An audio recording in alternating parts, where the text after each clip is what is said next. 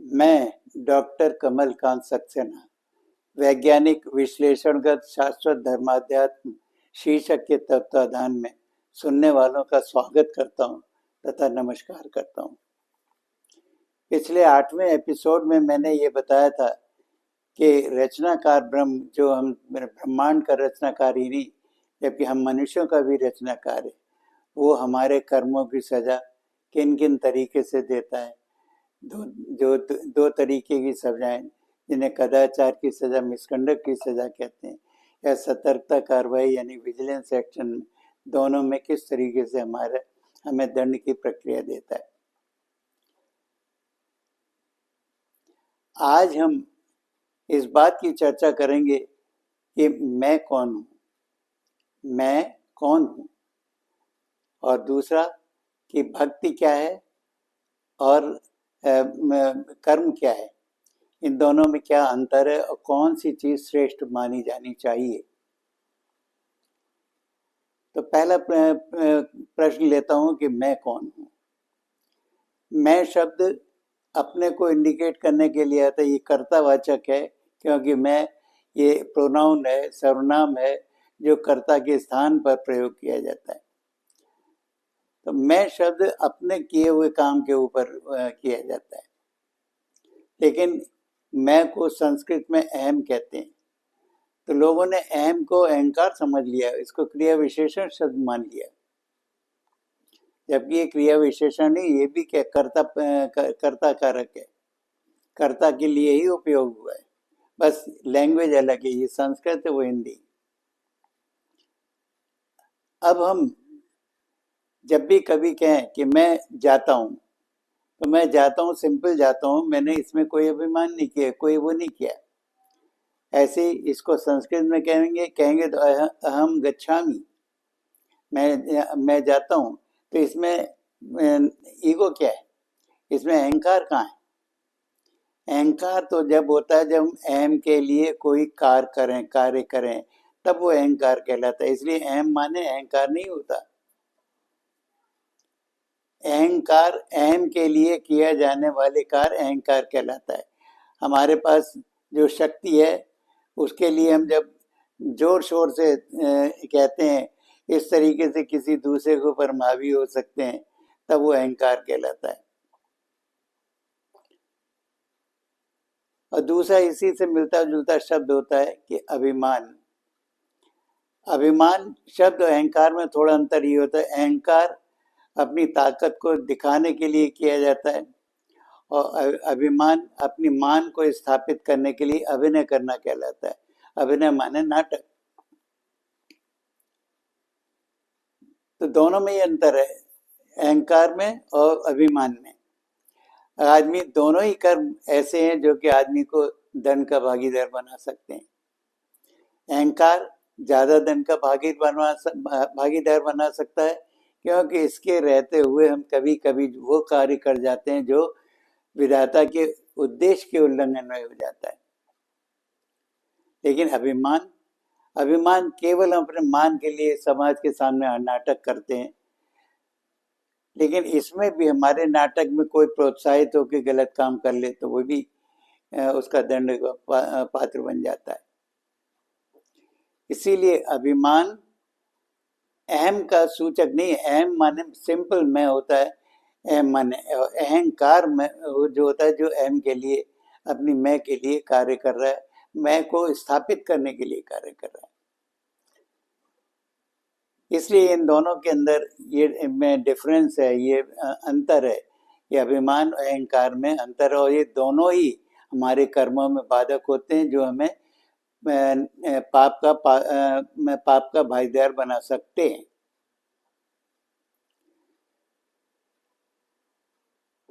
अब मैं शब्द को यूं भी समझिए कि मैं कह कौन सकता है। मैं कभी आत्मा ने अपने आप को मैं नहीं कहा, क्योंकि दिवंगत आत्मा ने कभी नहीं कहा कि ये काम मैंने किया।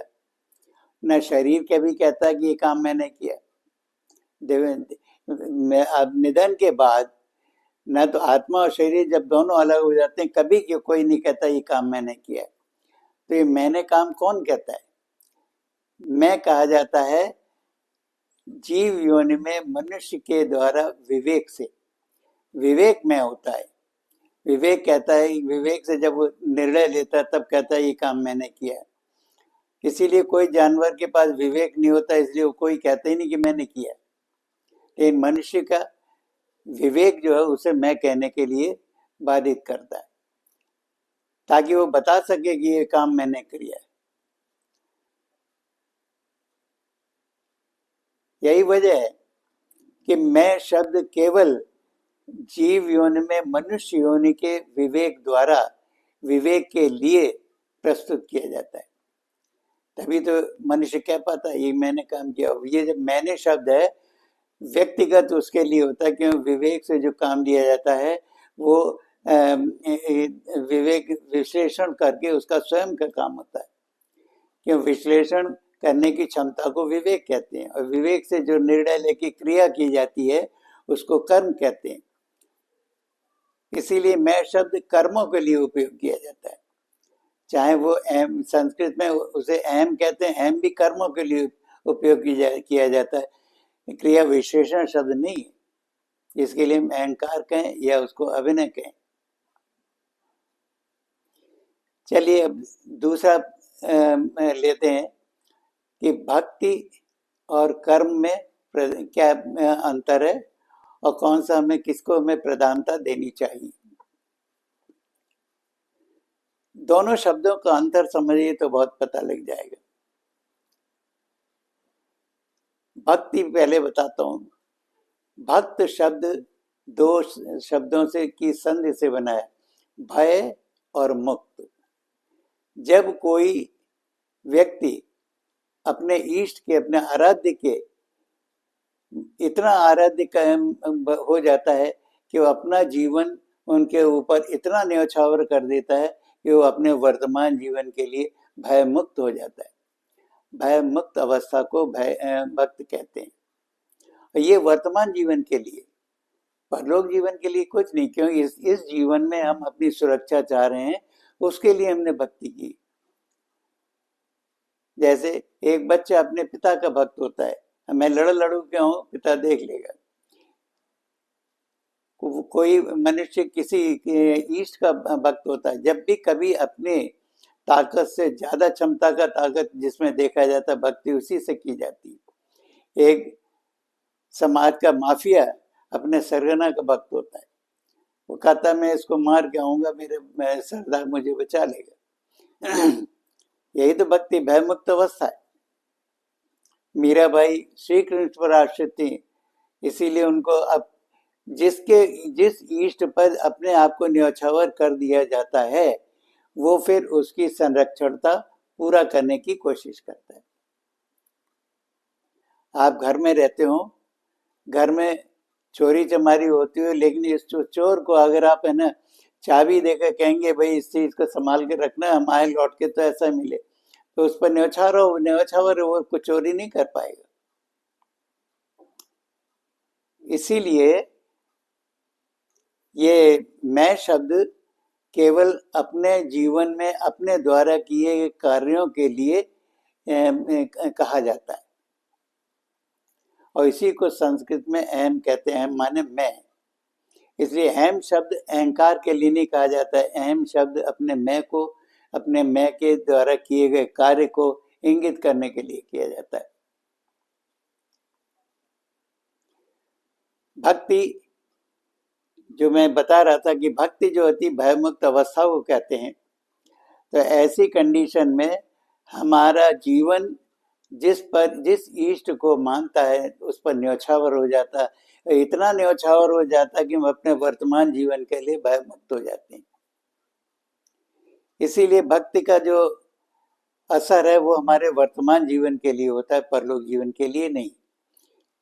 परलोक जीवन के लिए हमारे कर्म प्रधान होते हैं, क्यों कर्म पर ही न्याय होता है।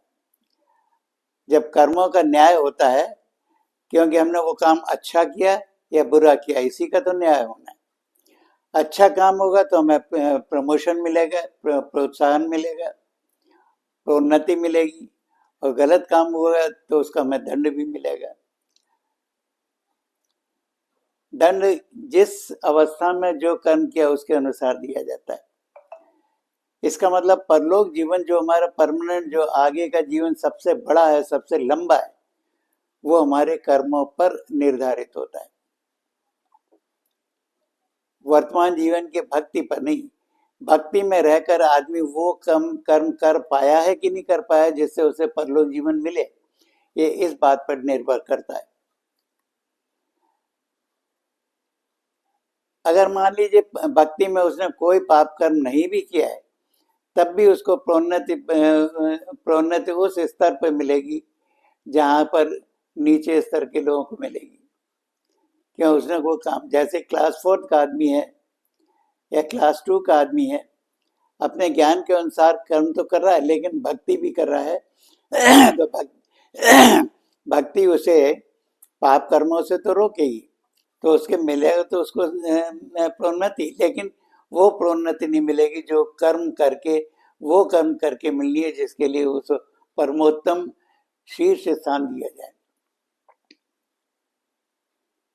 उसके लिए तो हमें अपने ज्ञान की पराकाष्ठा के अनुसार वो काम करना पड़ता है, जिससे कि हमारे मालिक, हमारे सृष्टिकर्ता ब्रह्म का उद्देश्य पूरा हो। अगर हम उद्देश्य पूरा करने में पूरे काम से असफल नहीं तो हमारी असफलता का कारण बनेगा। और जब हम ज्ञान को बढ़ाकर उतना काम करेंगे जो कि हम उसके उद्देश्य को पूरा करने में सामर्थ्य हो पाएंगे, तो वो काम हमें अगले जीवन के लिए परमोत्तम का काम देगा, परम उन्नति का काम देगा। इसलिए भक्ति और कर्म में ये अंतर है। भक्ति वर्तमान जीवन में सुरक्षा पाने के लिए की जाती है, और कर्म परलोक जीवन में अपनी प्रोन्नति, अपनी उन्नत जीवन को पाने के लिए किया जाता है। इसीलिए भक्ति केवल मनुष्य अपने वर्तमान जीवन को सुरक्षित कर सकता है, लेकिन कर्मों के द्वारा वो अपने परलोक जीवन की उन्नति को पाता है। तो इसका मतलब ये हो कि वर्तमान जीवन ज्यादा से ज्यादा 100 साल का है, इन परलोक जीवन अनंत काल का है। तो व्यक्ति कौन से अपने जीवन को बनाना चाहता है, वर्तमान जीवन को या परलोक जीवन को जहां उसका जीवन अनंत काल का है? ये तो स्वयं सोचने की बात होगी कि इसमें कौन सी चीज प्रधान है, भक्ति प्रधान है या फिर कर्म प्रधान है। भक्ति केवल वर्तमान जीवन के लिए 100 साल की अवस्था तक के लिए, और कर्म मनुष्य के आजीवन भविष्य के परलोक जीवन के उस भविष्य के लिए की जाती है जो कि अनंत काल का है। मेरा ख्याल है आज इस एपिसोड में आप समझ गए होंगे कि मैं कौन हूँ, अहम कौन हूँ, भक्ति और कर्म में क्या अंतर है, किसको हमें उचित मानना चाहिए और किसको उचित नहीं मानना चाहिए। नमस्कार।